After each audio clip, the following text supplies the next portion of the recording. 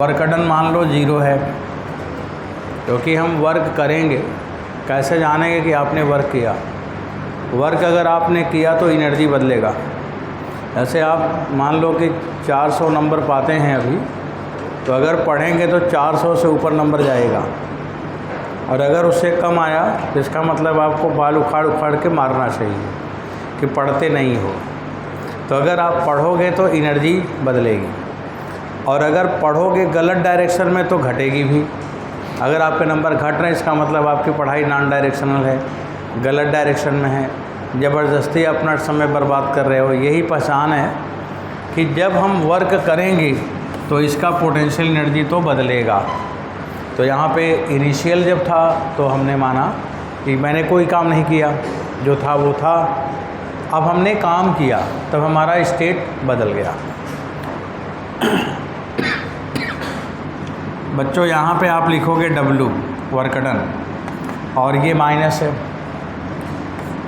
अब ये U लिखोगे इनिशियल, और यहाँ पे फाइनल हो गया। फिर लिखोगे वर्क डन। ये वर्क डन किसने किया? कंजर्वेटिव फोर्स का वर्क डन है कि नॉन कंजर्वेटिव?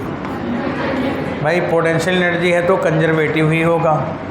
तो कंजर्वेटिव फोर्स, बच्चों ये माइनस साइन यहाँ पे लगा है, तो फाइनल माइनस इनिशियल। फिर आप लिखेंगे आगे। अब अगर ये पूछा जाए कि work done by conservative force क्या हुआ, तो पोटेंशियल एनर्जी का चेंज लिखते हैं आप, तो क्या लिखते हैं? फाइनल माइनस इनिशियल की इनिशियल माइनस फाइनल? जितने भी कैलकुलेशन आप करते हो सभी जगह क्या लिखा जाता है? Final minus initial. लेकिन जब हम वर्क डन निकालते हैं कंजर्वेटिव का तो पोटेंशियल एनर्जी का चेंज लिखते हैं, तो फाइनल माइनस इनिशियल नहीं होता, हमेशा क्या होता है? Initial minus final. सुनो, ये वाला गर्म हो जा रहा बहुत ज़्यादा। एक दूसरा ऐसा है ना बॉक्स, हाँ उसको निकाल दो, और उसका जो स्पीकर है वो ट्रांसमीटर वो सब निकाल के सेलो लगा के रख दो, ताकि ये ख़राब हो तो हम बदल दें। तो बच्चों ये वर्क डन कंजर्वेटिव का आ गया, क्या आ गया? फाइनल माइनस इनिशियल की initial minus final? Minus final, ठीक है ना। अब एक एग्जाम्पल लिखो इसके नीचे सवाल, आप लिखते जाइए, क्वेश्चन करते जाइए, एकदम ठीक से आगे बढ़ते रहें। अब बच्चों यहाँ पे हम एग्जाम्पल ले रहे हैं।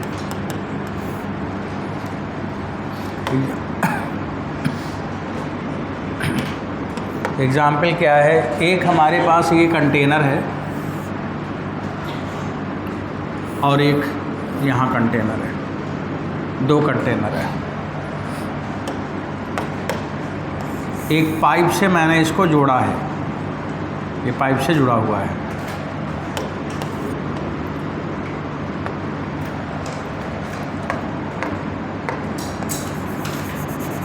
ये ओपन है, ये भी ओपन है।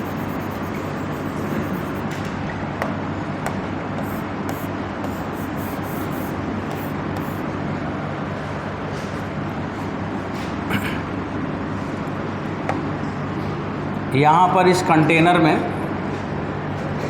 इसका एरिया बच्चों मैंने एरिया लिखा है A1, क्रॉस सेक्शन एरिया, या इसका एरिया A1 बराबर लिखा है मैंने 2 मीटर स्क्वायर, और यहाँ पे एरिया A2 बराबर लिखा है 4 मीटर स्क्वायर।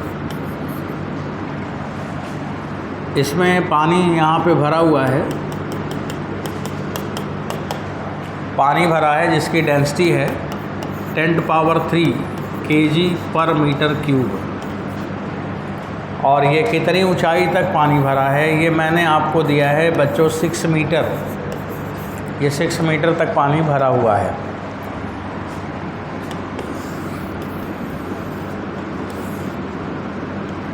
इसमें भी पानी भरा हुआ है, लेकिन इसमें केवल 2 मीटर तक भरा हुआ है, 2 मीटर तक।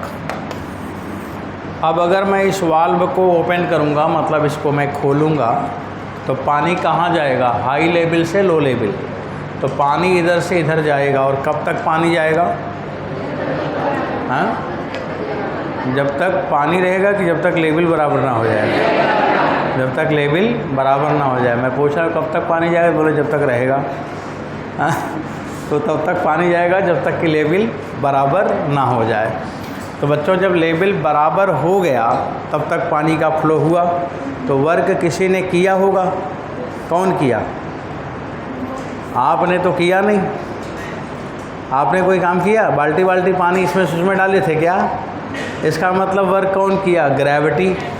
और ग्रेविटी कौन सा फोर्स है? कंजर्वेटिव।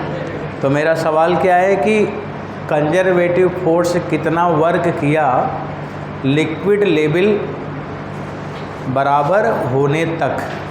तो लेवल जब बराबर हो जाएगा तब तक कंजर्वेटिव फोर्स कितना वर्क करेगा। तो मैं यहाँ लिख रहा हूँ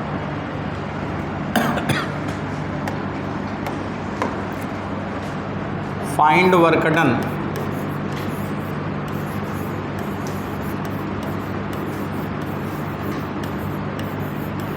done by conservative force. Conservative force for maintaining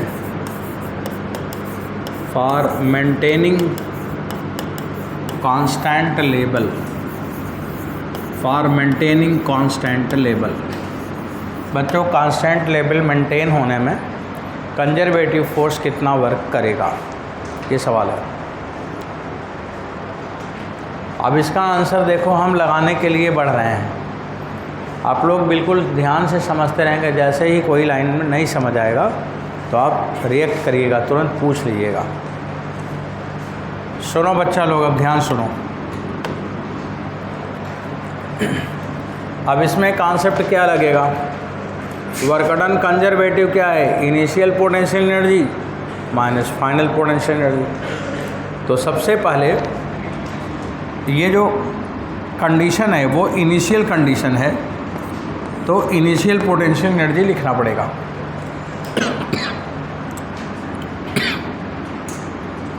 पानी है ये, इसका मास तो सभी जगह है। तो बच्चों हम मास को माने कहाँ? क्योंकि पानी का मास तो सभी जगह है ना, कोई पत्थर तो है नहीं कि 2 मीटर आना है। ये तो पानी है और पानी का मास सभी जगह है। तो सभी जगह है तो हम मास कहाँ माने? तो सभी जगह है तो कहाँ माने? सेंटर ऑफ मास, यहाँ पे माने। ये भी पानी कहाँ पे है? सेंटर ऑफ मास यहाँ पे है।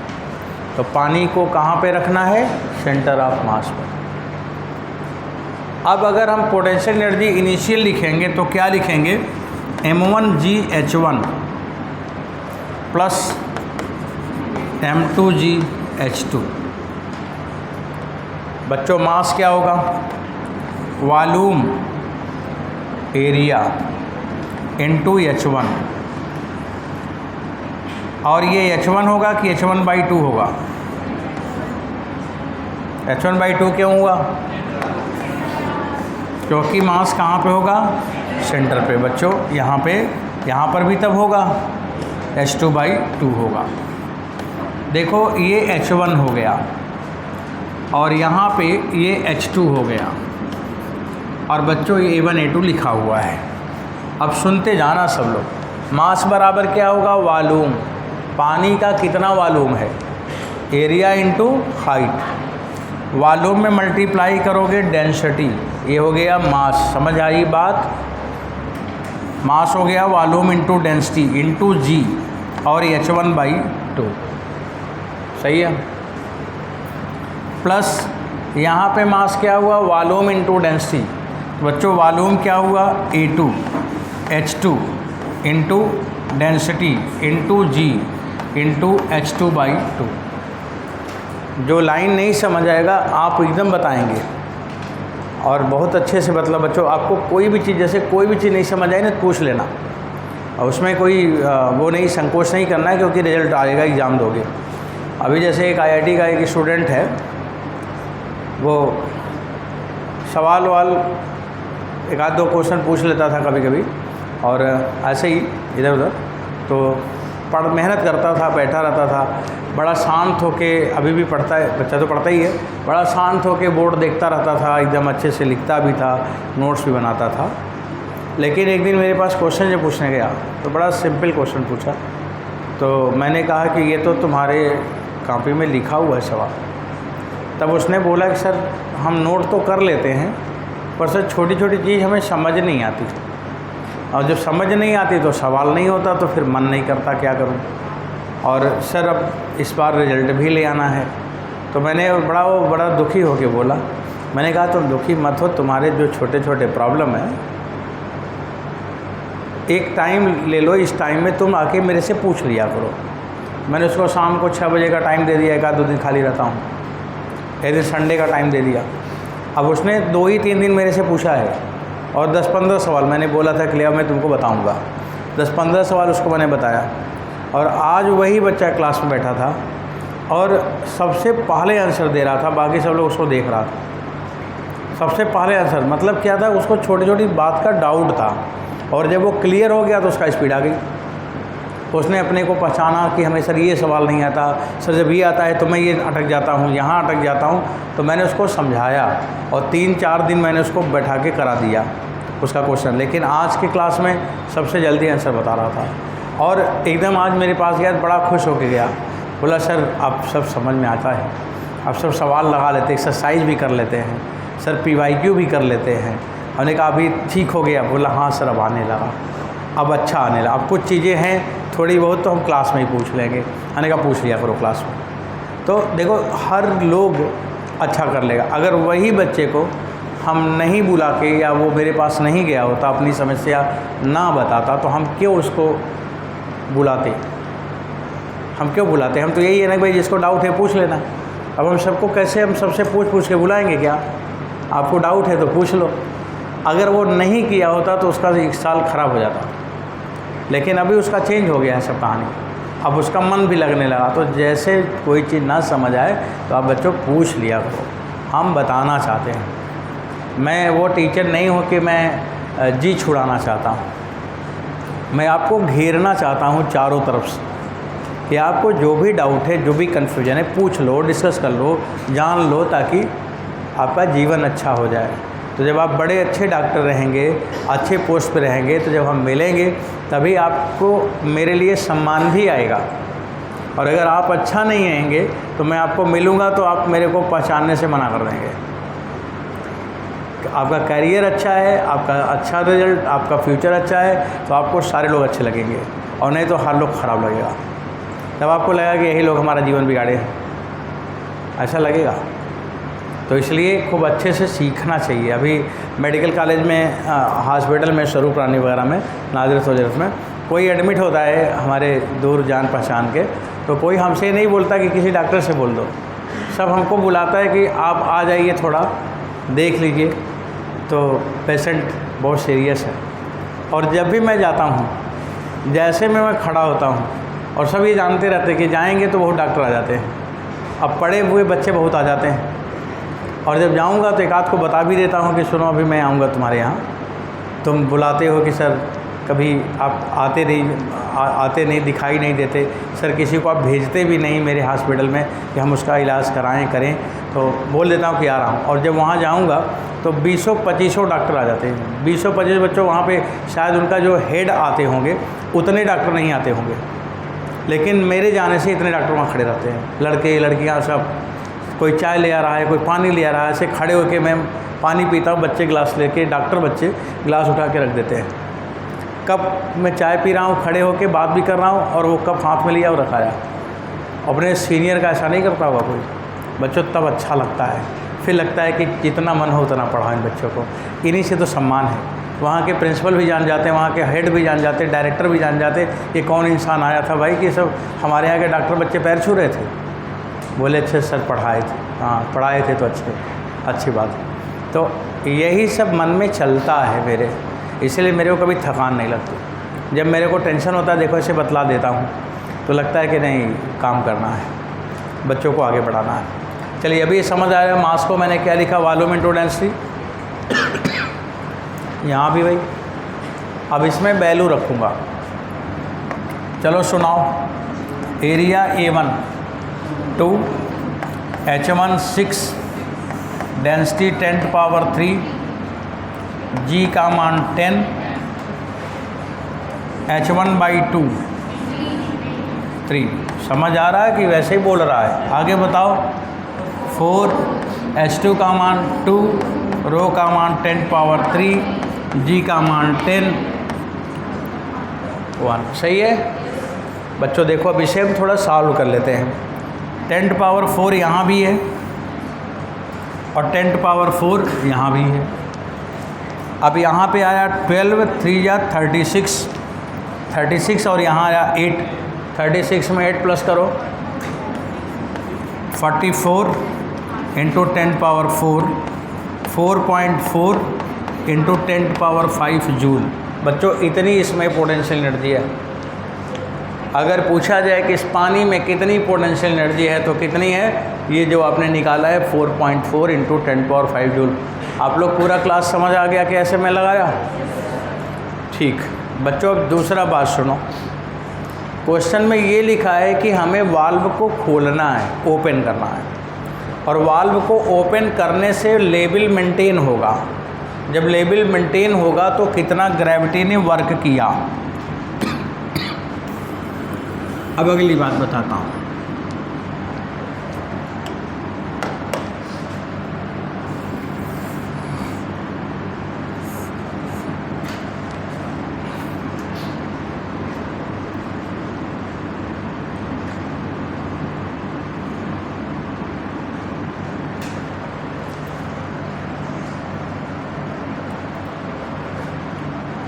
नोट हो जाए तो बताइए बच्चों, पेज बदलेंगे।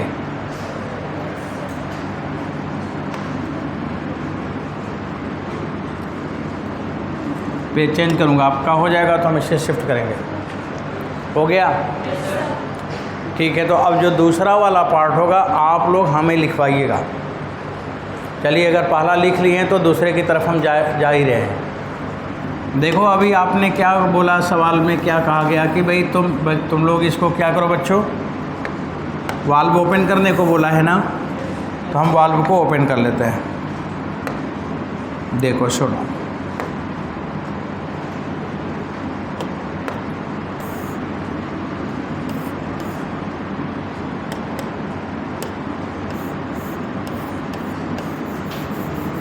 ये वाल्व ओपन कर दिया जाएगा। अब हमने ओपन कर दिया, ओपन कर दिया मतलब लो हटा दिया, इसको हटा दिया कि और जुड़ गया तो लो हटा दिया। अब इसको मैंने ओपन किया मतलब ये रास्ता क्लियर हो गया।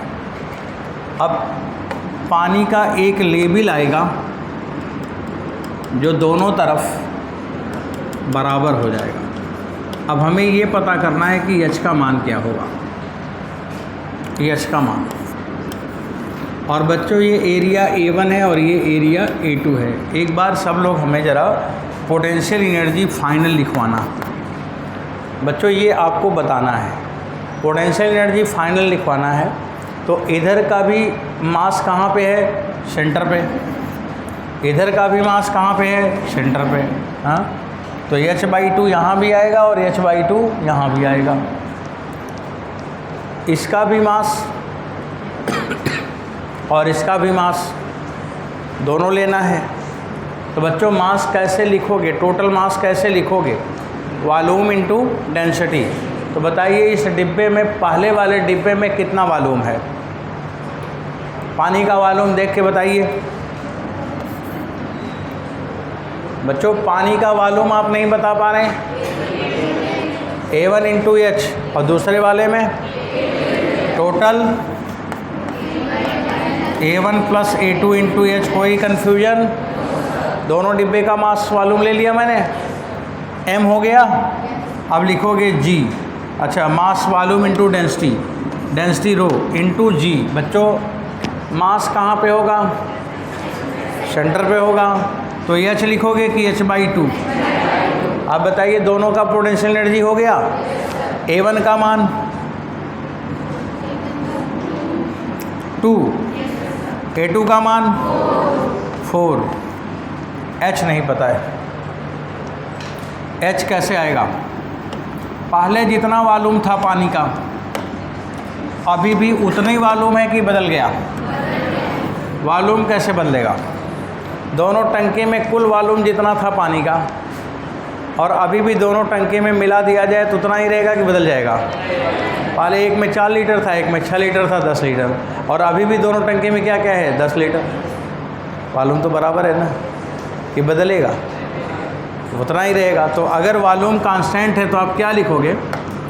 A1H1 प्लस A2H2, पहले का वॉल्यूम प्लस दूसरे का वॉल्यूम बराबर, जब दोनों टंकी को मिला दिया तब नया वॉल्यूम। तो H बराबर A1H1 प्लस A2H2 अपान A1 प्लस A2। क्यों बच्चों? H का मान आ गया। अब A1 का मान कॉपी में 2, H1 का मान, A2 का मान, H2 का मान 2 अपान A1 प्लस A2, 2 प्लस 4। सही है? सॉल्व करो। 12 प्लस 8 20, 20 अपान 6, 10 अपान 3 मीटर। तो कितना लेवल है दोनों साइड में? 10/3 मीटर। सही है? अब बच्चों 10/3 हो गया। अब बोर्ड पे देखो, मैं यहाँ लिखने जा रहा हूँ H का मान, हाँ 10/3। बच्चों बीच में बात नहीं करते, एक आध दो लोग का मुँह चलता रहता, मैं देखता हूँ, और शांत होने तो मोह तोड़ेंगे, पीट डालेंगे। H का मान कितना हुआ? 10/3।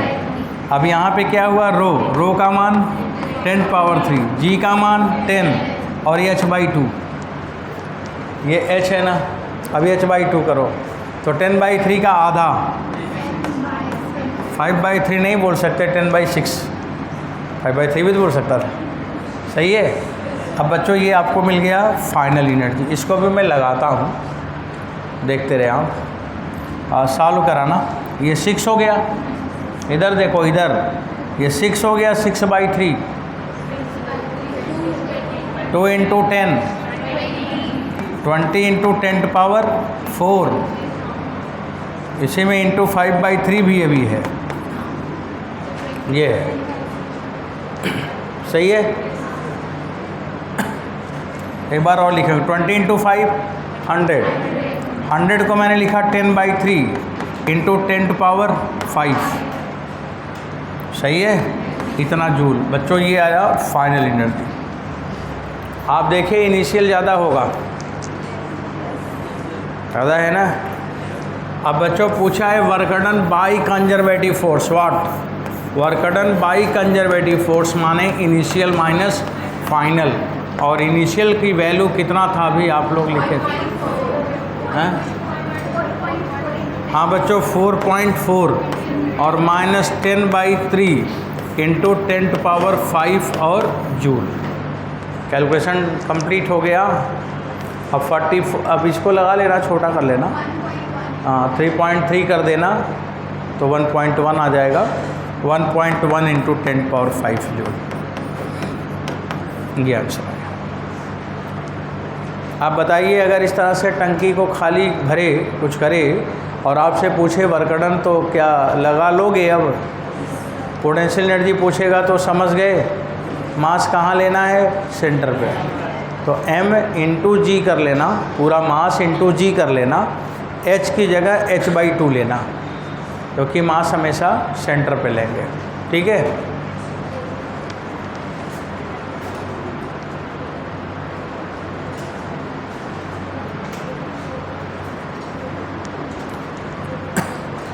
बच्चों थोड़ा उधर बच्चे लिख नहीं पाए थे तो लिख लें, तब तक हम शिफ्ट करेंगे, और जिनको आ रहा अपना अपने से करते रहो। हरदम बच्चों डिपेंडेंसी ख़त्म करो, आप अपने से समझ के लगाने का खूब प्रयास किया करो, और ये सोचा करो कि सर ना बताने पाए और हम ही लगा लें।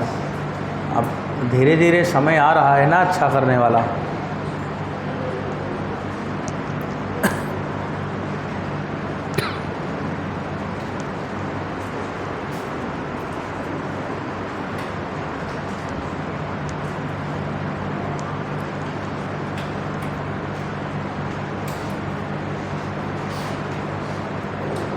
ये वर्क डन यहाँ लिखा हुआ फाइनल पोटेंशियल एनर्जी है, पहले इनिशियल था अभी वर्क डन आया।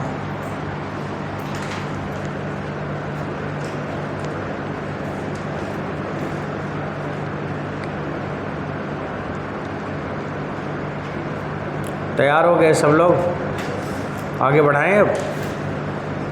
चलिए थोड़ा और आगे बढ़ते बच्चों, एक सवाल तो हो गया, अब दूसरा सवाल शुरू करेंगे।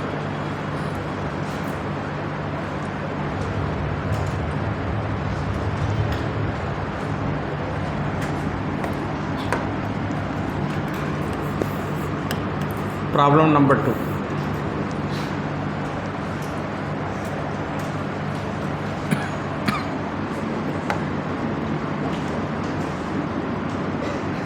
देखो अभी आप लोगों ने ये लिखा है पोटेंशियल एनर्जी du और बराबर माइनस dw। यहाँ पे वर्क डन बच्चों कंजर्वेटिव है और ये पोटेंशियल एनर्जी है du बराबर माइनस dw। यहाँ से आपने कैलकुलेशन किया तो हमें क्या मिला, work done by conservative force. यहाँ से बच्चों ये प्रॉब्लम नहीं है, सही जनरल बात हो गई।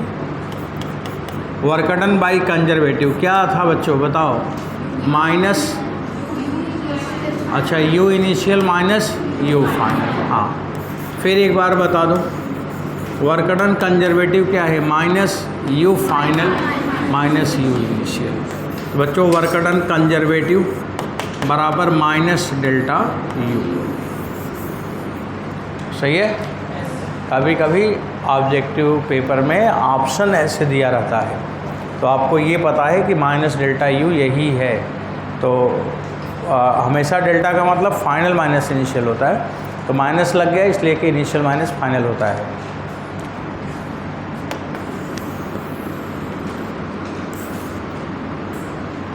अब बच्चों बताना है आपको, फिर नीचे लिखना है वर्क एनर्जी थ्योरम।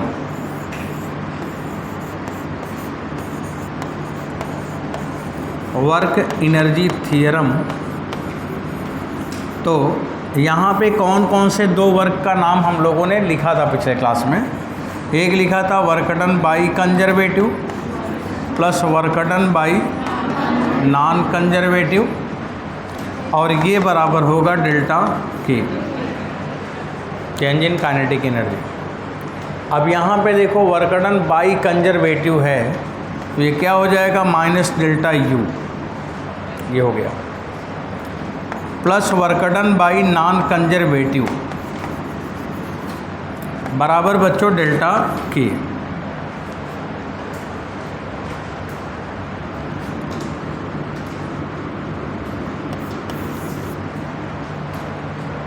फिर देखो अब उसके नीचे नहीं लिखूँगा, इस साइड में लिखूँगा इधर। हमें आप लोग बताते भी रहो तो अच्छा लगेगा। बच्चों बताओ work done by non conservative कितना होगा। हाँ डेल्टा के प्लस डेल्टा यू। इसी डेल्टा के प्लस डेल्टा यू को हम क्या कह सकते हैं, delta E, work done by non conservative. ये हो गया नॉन कंजर्वेटिव, CONS बस।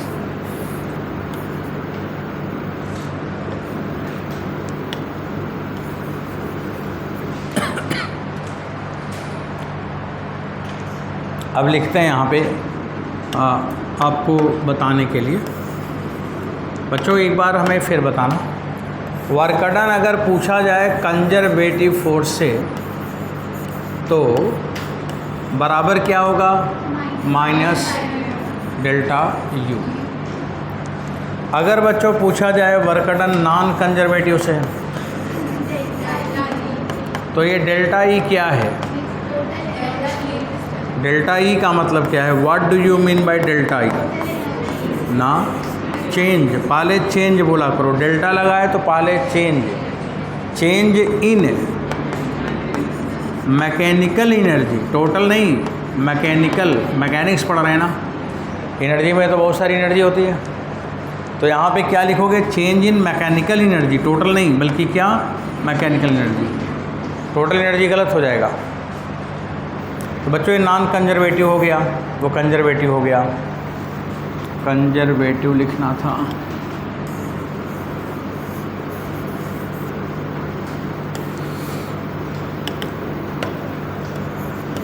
ये कंजर्वेटिव है, work done by conservative force, और यहाँ पे है नॉन कंजर्वेटिव। बच्चों फिर बताना, net work done, net work बराबर क्या होगा, चेंज इन काइनेटिक एनर्जी। तो ये वर्क एनर्जी थ्योरम है। जब नेट वर्क डन पूछे तो चेंज इन काइनेटिक एनर्जी, जब कंजर्वेटिव पूछे तो minus of change in potential energy, और अगर नॉन कंजर्वेटिव पूछे तो मैकेनिकल एनर्जी का चेंज। इसी को कहते हैं वर्क एनर्जी थ्योरम। मतलब कौन सा वर्क और कौन से एनर्जी के लिए है वो, तो कौन सी एनर्जी के लिए कंजर्वेटिव है, कौन सी एनर्जी के लिए नॉन कंजर्वेटिव है, और कौन सी एनर्जी के लिए किसके लिए नेट वर्क डन है। तो ये तीनों लाइन आपने अगर समझ लिया हो तो बच्चों मैं एक सवाल लिखूं,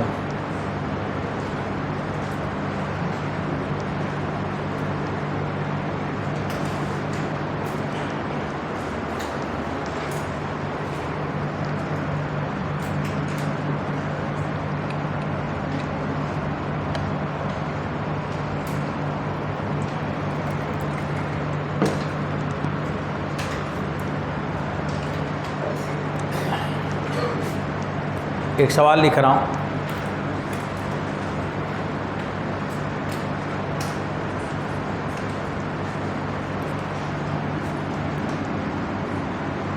क्वेश्चन देखें आप, देखो यहाँ पे कोई इस तरह से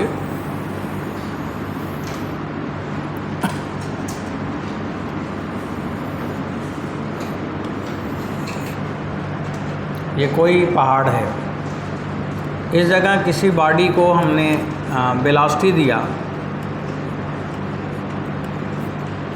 2 मीटर पर सेकंड, और कितनी ऊंचाई पर है, 10 मीटर की ऊंचाई पर है। यही बॉडी यहाँ पे आ गया, यहाँ पे आ गया, ये ऊंचाई बच्चों 2 मीटर है। जब यहाँ पहुँचता है तो इसकी स्पीड 4 मीटर पर सेकंड है, ऐसे आ रहा है। तो सवाल में पूछा है कि work done by friction force,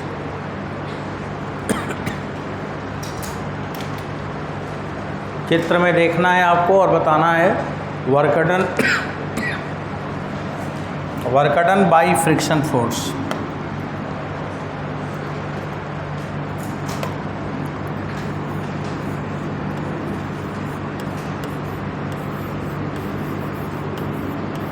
work done by friction force.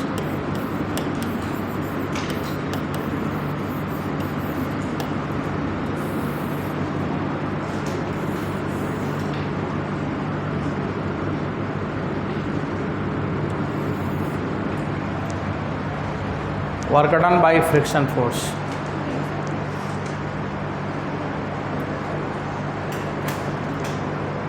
Friction force कौन सा फोर्स है बच्चों? तो फिर work done by non conservative का फार्मूला तो आता है, लगा लो उसी।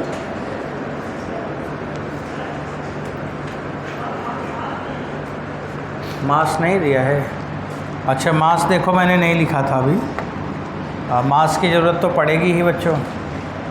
इसका मास यहाँ पे लिख लो आप लोग, अभी मैंने नहीं लिखा था, अब लिख रहा हूँ 2 किलोग्राम।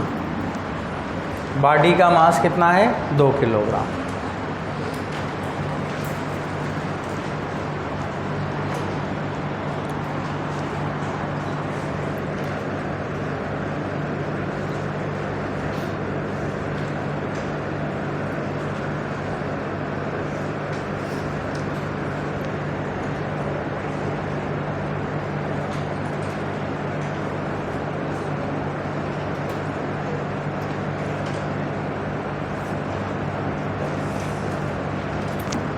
अब हाँ क्या 16 वर्क का यूनिट न्यूटन होता है। हाँ जूल बताओ, न्यूटन का बता रहे हो। मैं लगाना शुरू करूं, आप लोग अपने आंसर मिला भी लीजिएगा। और देखो बच्चों मैं लिख रहा हूं, बताइए। चलो अब मुझे बताइए, वर्क डन बाय फ्रिक्शन, ये नॉन कंजर्वेटिव है। नॉन कंजर्वेटिव का वर्क डन क्या है? Change in kinetic energy plus change in potential energy, यही है। चाहे तो लिख दो चेंज इन मैकेनिकल एनर्जी, बात तो एक ही है ना। डेल्टा के का मान 1/2m v2 square minus v1 square plus delta u mg h2 minus h1। ये है h1, ये है v1, ये है h2 और यहाँ पे ये है v2। रख लो, आ जाएगा। माइनस आएगा तो इसका मतलब फ्रिक्शन का एनर्जी लॉस होगा, क्योंकि work done by friction negative ही आएगा, क्योंकि वो घटाता है, एनर्जी को घटाता है। वैल्यू रखा जाए हाफ, m माने 2, v2 माने 5 स्क्वायर, v1 माने 2 स्क्वायर, और जब 4 है 4 स्क्वायर प्लस mg 2 इंटू जी माने 10 h2 माइनस 10। हाँ, हाफ से हाफ हो गया साफ। 16 माइनस 4 12 प्लस 2 में से 10 निकल गया -8 इंटू 20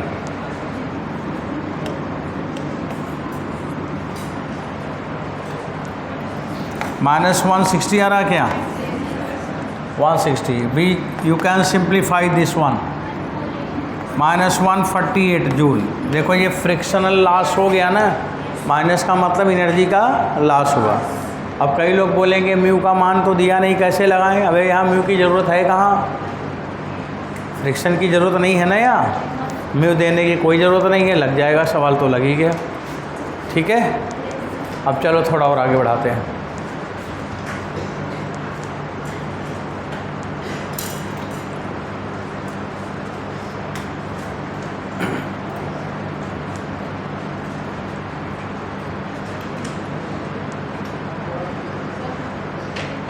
लिख रहे हैं क्या?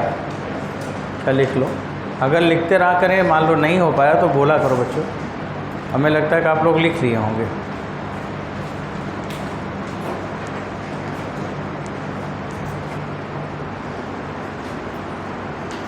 खूब पढ़ो, बिल्कुल एकदम मस्ती से पढ़ो और खूब अच्छा रिजल्ट ले आओ। ये जान लो कि दुनिया में कोई क्या किया है क्या नहीं किया है कोई नहीं जानना चाहता, और किसी के पास ना वक्त भी नहीं है। केवल 2 चीज़ की पहचान होती है।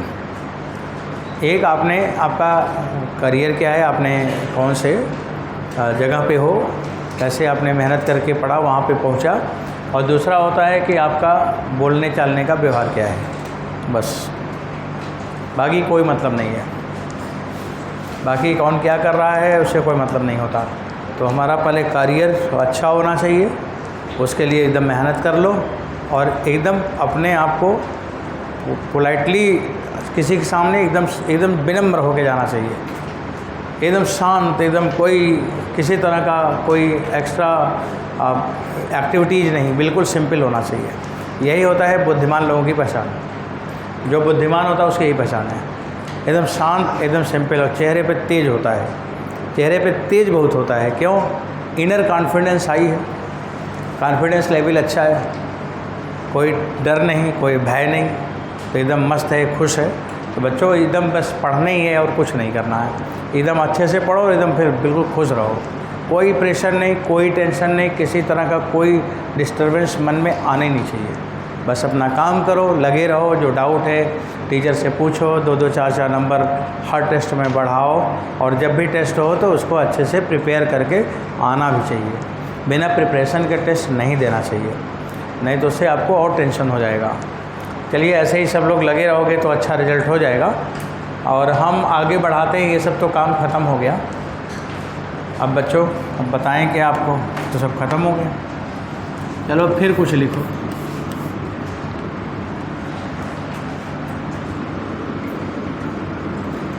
अब लिखोगे इक्विलिब्रियम स्टेट।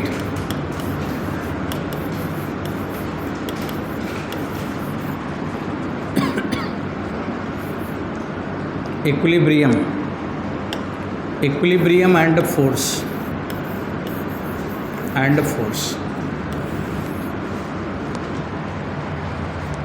आपको जो बच्चों पोटेंशियल एनर्जी लिखा गया है du, तो du बराबर क्या लिखा है -dw, सही है। अब आप लिखोगे du बराबर -f × dr, सही है। अब आप यहाँ पे लिखोगे f बराबर -du/dr, फोर्स निकालने का फार्मूला। अगर पोटेंशियल एनर्जी r का फंक्शन हो तो f कैसे निकालोगे -du/dr, ठीक है।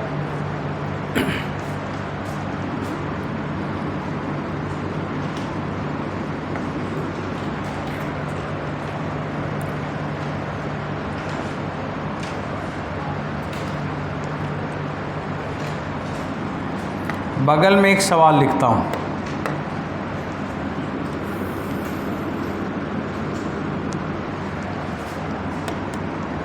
अगर बच्चों अगर यहाँ पे पोटेंशियल एनर्जी x, y और z का फंक्शन हो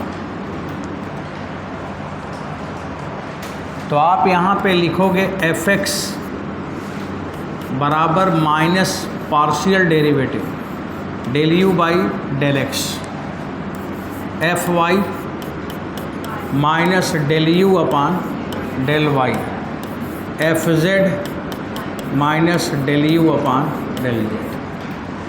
फिर बच्चों f बराबर fx_i plus fy_j plus fz_k।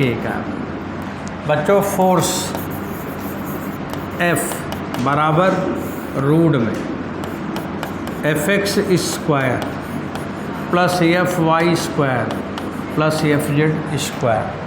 Direction पूछे जहाँ से वहाँ से बता सकते हो। जैसे मैंने बोला डायरेक्शन ऑफ फोर्स का डायरेक्शन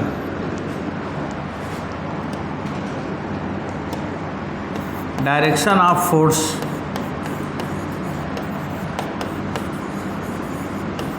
फ्रॉम x एक्सिस। तो बच्चों मैंने क्या पढ़ाया, जहाँ से पूछना है उसे नीचे लिखो और बाकी बची दुनिया ऊपर लिखो। ये बात कहीं बोला था कभी, तो बच्चों इसीलिए कि आप बार बार उसे यूज़ करते रहते हो। अब बताओ अगर मैंने आपसे पूछूं कि डायरेक्शन बताओ y एक्सिस से, तब ऊपर क्या होगा f, नीचे क्या होगा fy और ऊपर क्या होगा fx² प्लस fz²। बच्चों समझ नहीं आया क्या? ये आपको मैग्नीट्यूड आ जाएगा और यहाँ से डायरेक्शन आ जाएगा। उसके बगल में इस साइड में एक सवाल लिखता हूँ। लिखा है कि फॉर पोटेंशियल एनर्जी U बराबर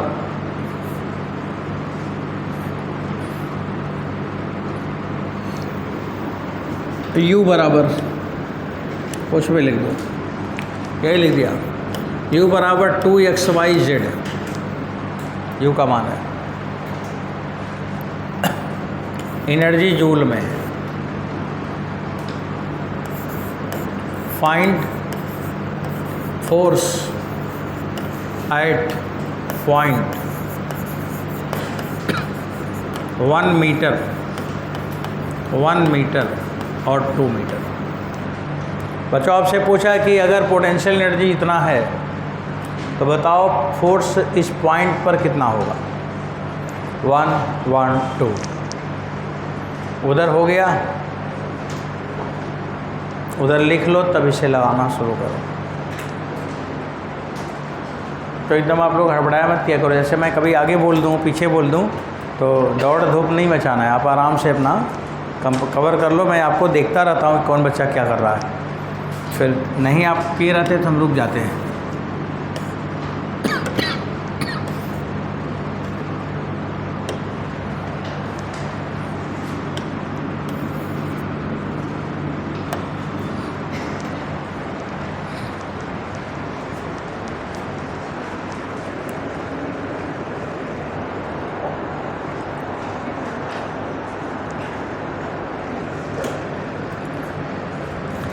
समय धीरे धीरे समाप्त हो रहा है। आप इधर वाला सवाल हमारे साथ अगर लगाना हो तो देखो, मैं लगाने जा रहा हूँ।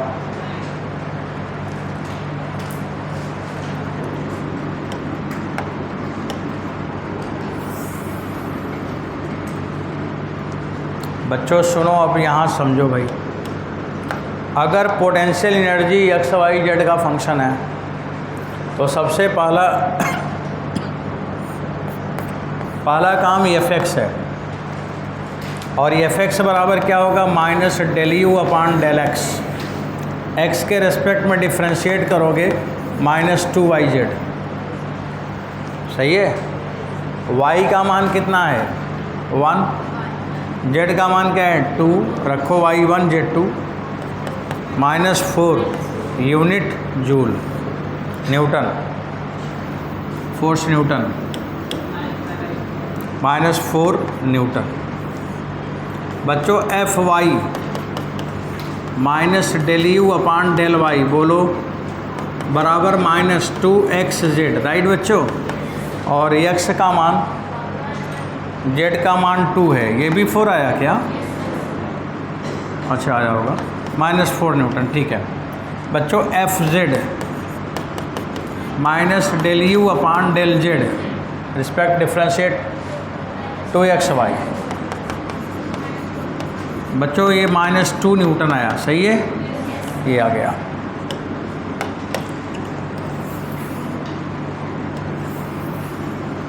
अब इसके बाद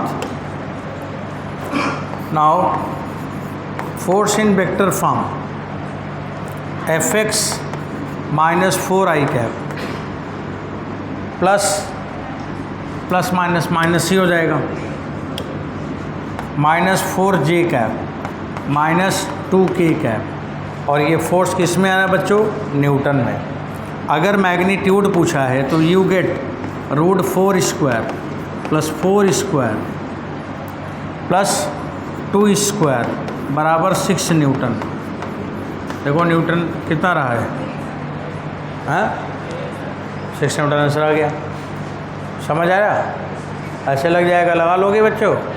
हाँ इससे सवाल आ रहा है पेपर में इस समय। आपने एक दिन सवाल पूछा था ऐसा, कोई क्वेश्चन याद आ रहा है? XYZ करके लिखा था ना, वो यही सवाल था। उसको घर पे फिर देखना कि यही था कि नहीं था, तो फिर पूछ लेना।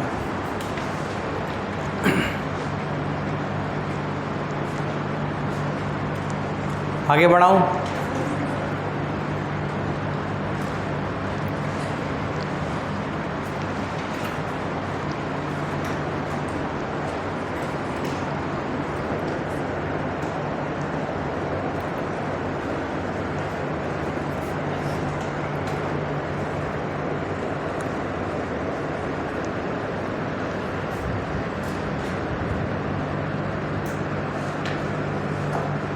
हो गया? कवर हो जाए, कंप्लीट लिख लेना। सब कंप्लीट हो जाएगा तब फिर हमें बता देना, फिर मैं आगे बढ़ाऊँगा।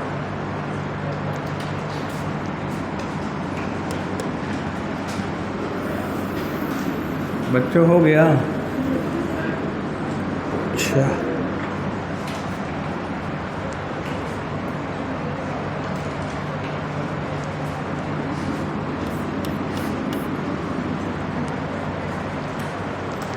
अब आप दूसरा बात लिखेंगे यहाँ पे। एक कहानी तो कंप्लीट हो गई है, दूसरी बात इसी F बराबर -du/dr के ऊपर। सब लोग आगे बढ़ रहे हैं? आपको F बराबर माइनस du/dr लिखना है।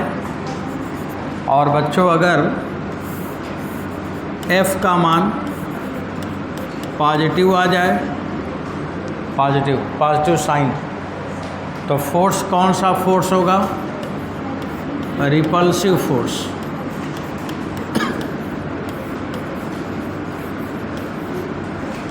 पॉजिटिव आ जाए तो रिपल्सिव फोर्स।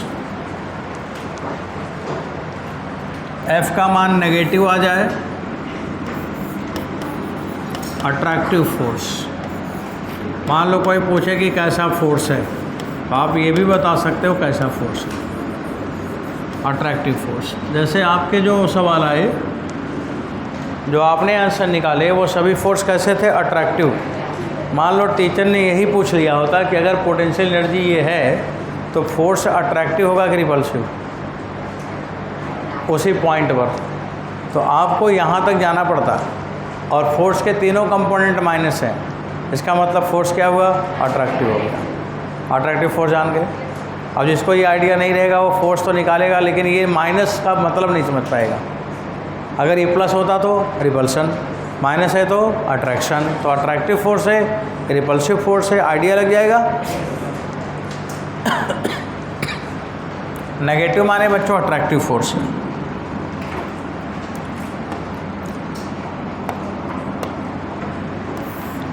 अब दूसरा नंबर आता, अगर F का मान 0 हो जाए, 0 अगर हो जाए तो हम इसे क्या लिखेंगे? Equilibrium state. ना तो अट्रैक्टिव फोर्स, जब फोर्स ही नहीं तो अट्रैक्टिव रिपल्सिव क्या होगा? अभी जब फोर्स ही 0 है, हाई नहीं है, तो रिपल्सन अट्रैक्शन बताने क्या मतलब है? अभी F का मान 0 है, जैसे मान लो कोई नंबर पाया ही नहीं, 0 नंबर पाया, तो उससे क्या पूछने का मतलब है कि तुम पढ़ने में कैसे हो? 0 है तो समझ लो कैसे हो। ऐसे यहाँ पर भी जब वैल्यू ही नहीं है तो अट्रैक्शन रिपल्सन क्या मतलब है? अब यहाँ बच्चों लिखा गया इक्विलिब्रियम स्टेट, ये इक्विलिब्रियम स्टेट है, ये इक्विलिब्रियम है। ऊपर अट्रैक्टिव रिपल्सिव फोर्स, नीचे इक्विलिब्रियम है। टॉपिक यही लिखा है, इक्विलिब्रियम एंड फोर्स। अब थोड़ा आगे बढ़ते हैं।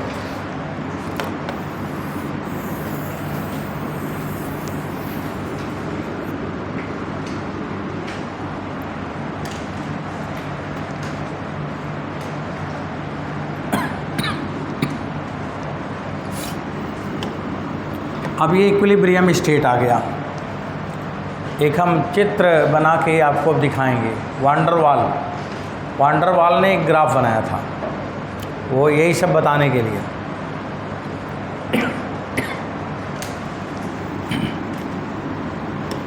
एक ग्राफ था, अगर कोई हम मटेरियल ले लें तो उसका इंटरमॉलिक्यूलर सेपरेशन, इंटरमॉलिक्यूलर ब्रैकेट में एटॉमिक दोनों लिखा जाता है, इंटरमॉलिक्यूलर और एटॉमिक सेपरेशन।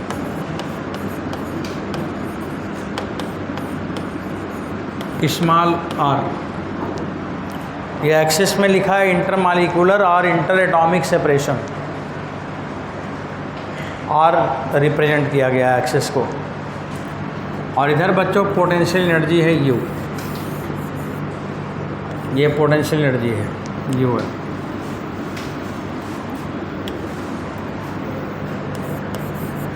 P माने पोटेंशियल एनर्जी। तो वांडर वाल ने कहा कि अगर कोई भी हम मटेरियल को ले लें और उसको अलग अलग फोर्स उस पर लगाएं तो वो ऐसा कुछ बिहेवियर आता है। ऐसा बिहेवियर उन्होंने बताया कि जो इसका बिहेवियर होगा मटेरियल और उसके मॉलिक्यूल का, वो ऐसा होगा।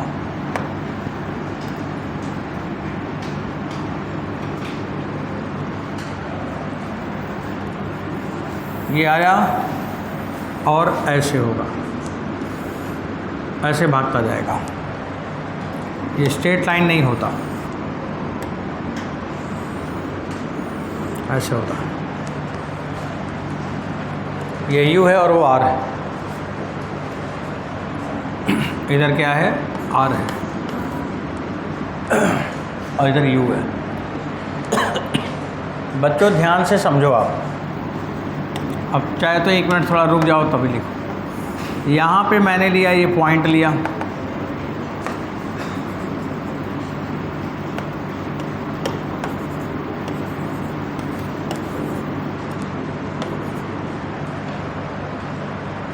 ये जो सेपरेशन है बच्चों R0 है,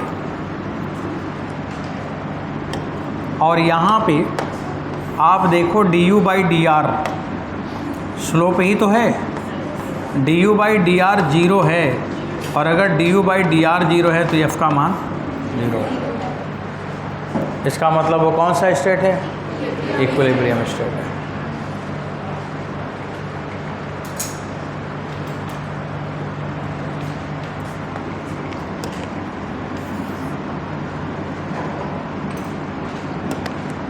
एट r बराबर R0 slope du/dr equal to 0, force equal to 0। तो मटेरियल या बॉडी जो भी लिखें, बॉडी लिख लो। तो बच्चों बॉडी का स्टेट क्या हुआ, equilibrium state, body in equilibrium state, equilibrium state. अगर हम किसी भी बॉडी को ऐसे सेट करें बच्चों, ऐसा रखें, उसके मालिक्यूल के बीच का गैप R0 के बराबर ही रहे, सारे एटम के बीच, सारे मालिक्यूल के बीच, तो वो बॉडी हमेशा किस इक्विलिब्रियम में, वो हमेशा किस स्टेट में आएगा, इक्विलिब्रियम स्टेट आएगा, इक्विलिब्रियम में आएगा। समझ गया मैंने क्या बोला, R0 अगर सेपरेशन है तो स्टेट इक्विलिब्रियम होगा। अब दूसरा नंबर बच्चों, एक पॉइंट हम कहीं भी ले लें, यहाँ भी ले सकते हैं, यहाँ भी ले सकते हैं, चलो यहीं ले लिया, यहाँ ले लिया।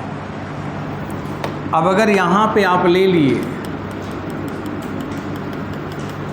ये डिस्टेंस R1 है, R1 डिस्टेंस, यहाँ पर स्लोप निकालना है, ये ऐसे,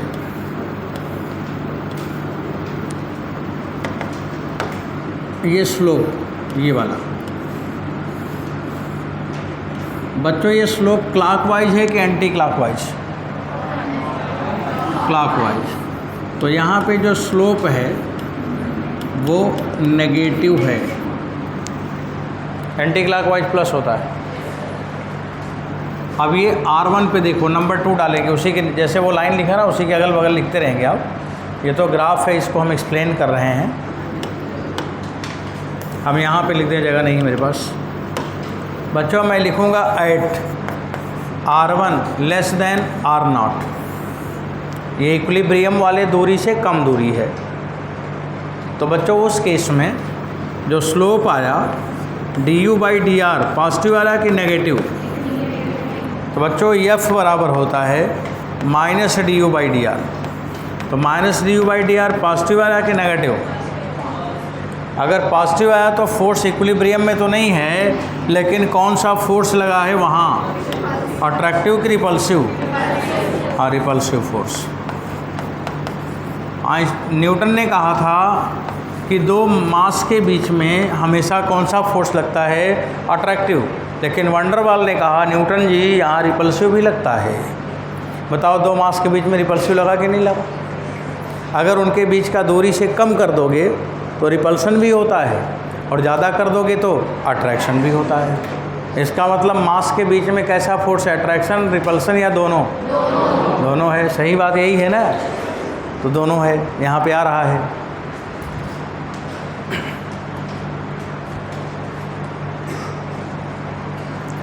अब बच्चों आप एक पॉइंट और ले लो, बस एक पॉइंट यहाँ पे, इस जगह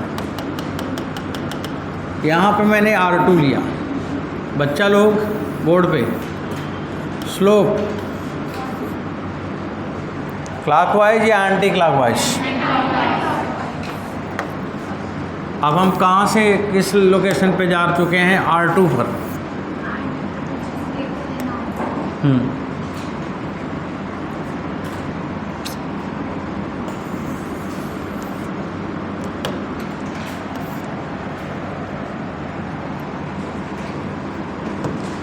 अब लिखा है R बराबर R2 और R2 R0 से बड़ा है।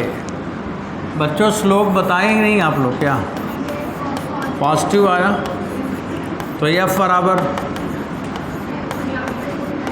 माइनस dV/dr, नेगेटिव आया तो व्हाट फोर्स? Attractive force. कब रिपल्शन होगा, कब अट्रैक्शन होगा, कब इक्विलिब्रियम होगा, समझ आ रहा? देखो यहाँ पर बच्चों सुनो, ये पेपर का सवाल है, केमिस्ट्री में पूछा गया था। जो इक्विलिब्रियम सेपरेशन है उसके लेफ्ट वाला और उसके राइट वाला कौन सा फोर्स है? अट्रैक्टिव, और लेफ्ट वाला रिपल्सिव। इधर रिपल्सिव फोर्स है, उधर अट्रैक्टिव। यही पूछता है कि उधर कौन सा फोर्स है, इधर कौन सा फोर्स है। तो यहाँ पे कौन सा है? इक्विलिब्रियम, और उसके उधर दूरी ज़्यादा हो गई तो अट्रैक्ट करेगा, और इसके इधर दूरी कम हो गई तो धकेलेगा। तो रिपल्सन, अट्रैक्शन और इक्विलिब्रियम। समझ नहीं आया क्या? चलिए बच्चों थोड़ा और आगे बढ़ाते हैं।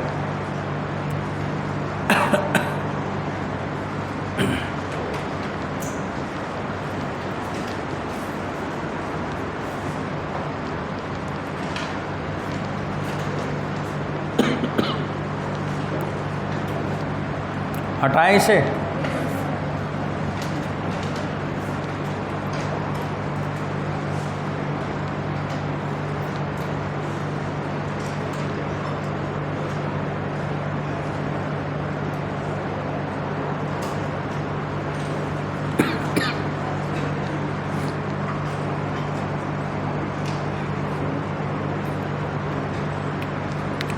ठीक है आगे बढ़ाते हैं। हो गया, हटा दूं।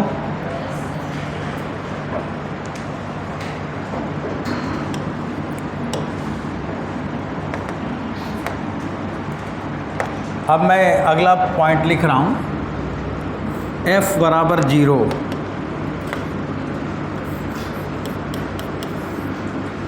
मतलब इक्विलिब्रियम।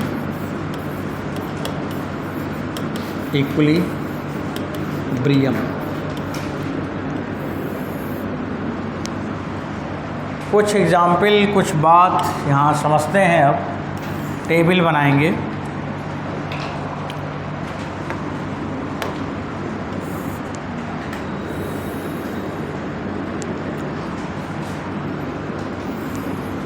आप बच्चों सवाल लगाओगे, सबसे पहले आपको यहाँ पे टाइप ऑफ इक्विलिब्रिया लिखना है। Type of equilibrium. थोड़ा धीरे धीरे लिखेंगे, हड़बड़ाएंगे नहीं। हमें लिखने ही दो, चाहे तो रुक ही जाओ आप। टाइप ऑफ इक्विलिब्रिया, क्योंकि हमारे दिमाग में इधर उधर की बात ज़्यादा चलती रहती है, तो हम अपना बता लें तब लिखो। जैसे मान लो कि ये यहाँ पे मैंने कोई एक ऐसे ही कंटेनर ले लिया, और यहाँ पे सेंटर है। ये वाला पोटेंशियल एनर्जी कितना है? 0। मैंने रेफरेंस पॉइंट कहाँ माना है? सेंटर को। ये बच्चों सेंटर पे पोटेंशियल एनर्जी 0 माना है। एक यहाँ पे हमने बॉडी रखा। अब अगर बॉडी यहाँ पे रखा रहेगा तो बताओ ये चलेगा कि रुका रहेगा? रुका रहेगा। अगर ये 0 है तो ग्रेविटी के डायरेक्शन में आप जा रहे हो इधर। बच्चों यहाँ पे पोटेंशियल एनर्जी पॉजिटिव आएगा कि नेगेटिव? नेगेटिव आएगा। आएगा कि नहीं आएगा? और ये इक्विलिब्रियम कैसा है? स्टेबल। थोड़ा सा धकेलो इधर तो क्या वहाँ चला जाएगा कि फिर लौट आएगा? इधर जाएगा फिर लौट आएगा। तो इसका मतलब बार बार इसी पॉइंट पे आता है, यहीं बार बार आना चाहता है। तो ऐसा पॉइंट जहाँ पे कोई बार बार जाना चाहता हो, इसका मतलब वहाँ पे वो इक्विलिब्रियम स्टेट में रहता है, वहाँ उसको अच्छा लगता होगा, और बार बार वहीं जाना चाहता है। इसका मतलब वहाँ स्टेबल इक्विलिब्रियम है। तो बच्चों यहाँ पे कौन सी इक्विलिब्रिया आ गई? स्टेबल। अब टाइप ऑफ इक्विलिब्रिया में मैंने नाम डाला स्टेबल। Stable equilibrium. बताना शुरू करो बच्चों। स्टेबल इक्विलिब्रियम में सबसे पहला काम F निकालोगे, F बराबर -du/dr। जब आप फोर्स निकालोगे तो फोर्स का मान कितना आएगा? 0।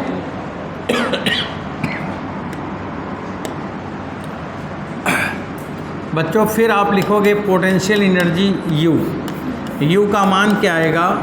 नेगेटिव। फिर बच्चों आप 2 बार डिफ्रेंशिएट करोगे। अगर 2 बार डिफ्रेंशिएट करने पर पॉजिटिव आ जाए तो मिनिमा और नेगेटिव आ जाए तो मैक्सिमा। तो बताइए पोटेंशियल एनर्जी 0 है तो मिनिमा ही तो है, नेगेटिव 0 से नीचे है।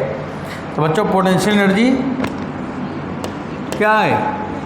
ज़्यादा है कि कम? कम है। तो मैक्सिमा है कि मिनिमा?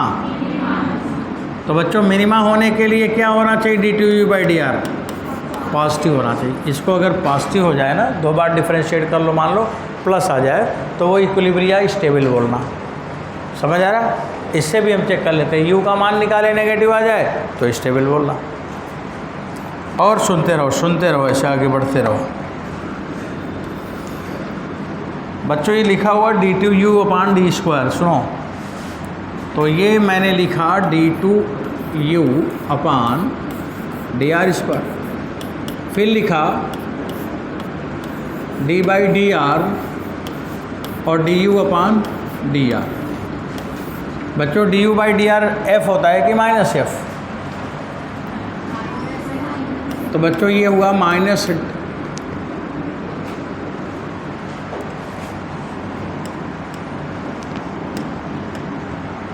अब ये हुआ -df/dr।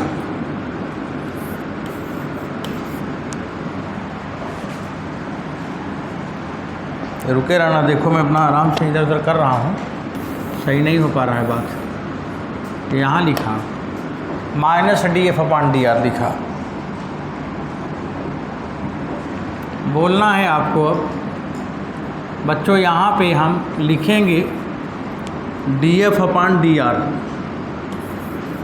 बच्चा लोग बताओ, अब मैंने यहाँ पे df/dr लिखा है, ये हम साइड लाइन कहीं लिख देंगे।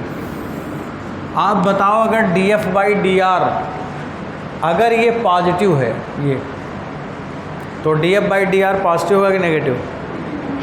समझ ला, घबराओ मत। इसे प्लस लाना है तो df/dr प्लस होना चाहिए कि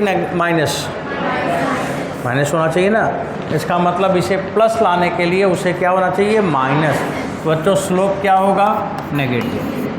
अब ये माइनस हो गया तो ये पॉजिटिव हो गया, तो स्टेबल इक्विलिब्रियम हो गया।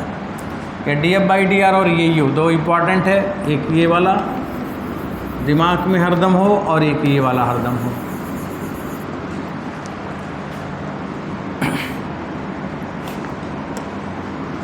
एग्जाम्पल दूसरा ले रहा हूँ ना।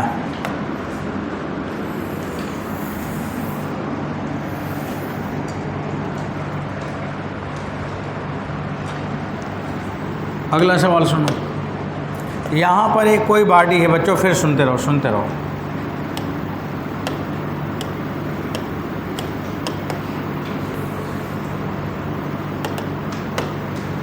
ये सेंटर है, U का मान 0 है। बताओ अगर यहाँ पे हमने एक बॉडी रख दिया तो ये बॉडी यहीं रहेगा। अगर मैं थोड़ा सा धकेल दूँ आगे तो ये नीचे चला जाएगा, तो क्या उछल के फिर बैठ जाएगा? तब ये वापस नहीं लौट पाएगा। लेकिन अगर यहाँ पे मैंने रखा हूँ तो रुका रहेगा कि नहीं? रुका रहेगा तो इक्विलिब्रियम में। और बच्चों ये बताओ, ये पोटेंशियल ग्रेविटी के अगेंस्ट जा रहा, ऊपर जा रहा है, तो व्हाट यू, नेगेटिव और पॉजिटिव? शाबाश, पॉजिटिव आ गया बच्चों, पॉजिटिव आ गया। ठीक है। अब बताओ टाइप ऑफ इक्विलिब्रिया क्या हुआ? अगर धकेलोगे तो नीचे आ जाएगा, तो ऊपर तो नहीं आ पाएगा। तो यहाँ से गया तो भाग ही गया, लौट के कभी ना आया। इसका मतलब यहाँ पे स्टेबल में था कि अनस्टेबल था? हाँ, ये अनस्टेबल हो गया। बच्चों f का मान जब हम निकालेंगे तो f का मान क्या आएगा? 0। बच्चों u का मान पॉजिटिव कि नेगेटिव? हाँ, d2u/dr पॉजिटिव कि नेगेटिव? df/dr नेगेटिव कि पॉजिटिव? पॉजिटिव। देखो ऐसे लिखा, एक लिख दिया, दूसरा अपने आप भाग आता है।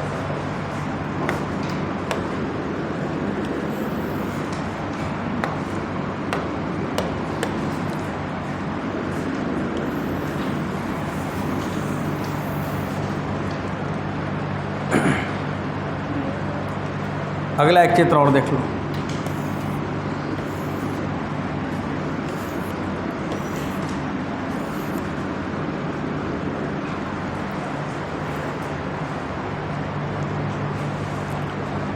अब देखो अगला पॉइंट क्या है। यहाँ पे एक बॉडी है बच्चों लोग,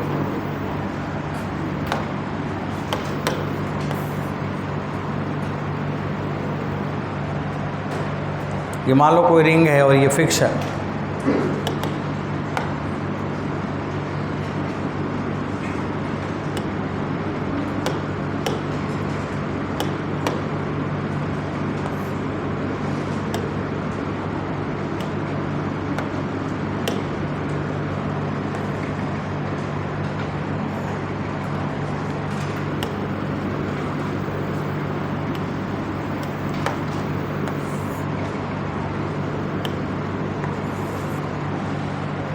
जैसे देखो ये वाला है, यहाँ पे क्या है, ये 0 है सेंटर।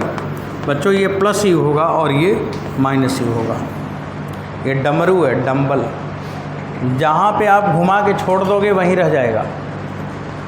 हाँ, जैसे कोई मिट्टी को जहाँ रख दोगे वहीं रह जाएगा। ऐसे कुछ इंसान भी होते हैं, जहाँ छोड़ दो वहीं रह जाएंगे, ना आगे आएंगे ना पीछे आएंगे, वो सब ऐसे ही हैं। अब बच्चों यहाँ पे देखो, ये प्लस यू है और ये माइनस यू है।